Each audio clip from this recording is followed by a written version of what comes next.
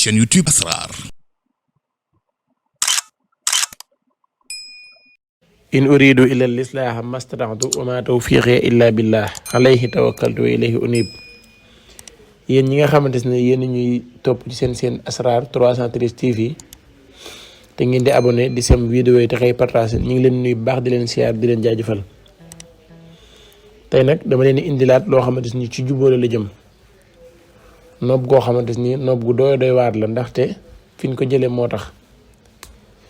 falamma ñi ngi ko jukkee ci falamma tabayyana te falamma tabayyana ñi nga xamante ne ay sëriñ lan buñ ko déggee danañ ko xam. wax nañ ne képp koo xamante ne xam nga yoon wa lépp loo ci def du ratee. mooy xam-xam bi nga xamante ne benn da nga koy def mu jàpp directement wala nga def ko mu dem ci ki nga xamante ne daf la ëpp gàllaaj mu dellusiwaat ci yow. mooy falamma tabayyana waaye moom du ratee heure boo ko yónnee day dem fal force. su demee nag àgg fekk fa kaaraange goo xamante ni moo ëpp doole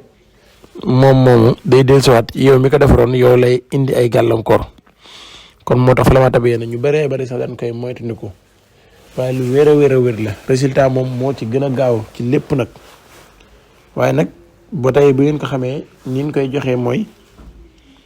na ko nit ñi di liggéey ci loo xam ne farata rek moo ko tax a jóg. mooy xaatim bii ngeen jàkkaar loolu képp koo xamante ni yaa ngi sa soxna déggulu la wala képp koo xam yaa ngi sa borom kër déggulu la wala sa borom kër mun dafa nay di dund li naan sàmba àllar ci àll bi te lim war a def ci yow du ko def. wala ñaar ñoo xamante seen diggante neexut te dañoo bëgg ab sëy am ca wala ndaw si dafa bëgg a wor waa ji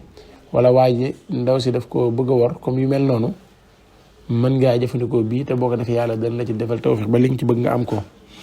gis ngeen ko nii xaatim bi ni ngeen ko gis nii rek noonu ngeen koy bindee soo ko bindee pare da ngay wut wëñ gu weex ak wëñ gu ñuul ak wëñ gu xonq nga wërale ko ba nga xamante ne kii na ak suuf soo xamante ni ci barab bu yees comme ça néew bu ñuy soog a suul boo xamante ne amagut une semaine nga tëbb ci suuf soo tamit defaale ko ci téere bi. wut wëñ gu weex ak gu ñuul gu xonq yëpp laxas ko ba téere bi feeñut nga dem ci foo xamante ni am na ci yenn yoo xamante ni foo xam ndox du fa taxaw da ngay gis ndox mi day ñëw di dem di ñëw rek di dem xam ne foofu du téye ndox waaye barab boo xam ne ndox dafay jaar day ñëw rek di jàll. mën naa am ci ay géej wala mu am côté yoo xamante ni daal ndox moom lu ndox bari bu ñëwee du taxaw ngir niñ ko liggéeyee wala ni mu bindoo su ndox bu ñëwee rek day wàcc jàll bu ñëwee rek day wàcc jàll.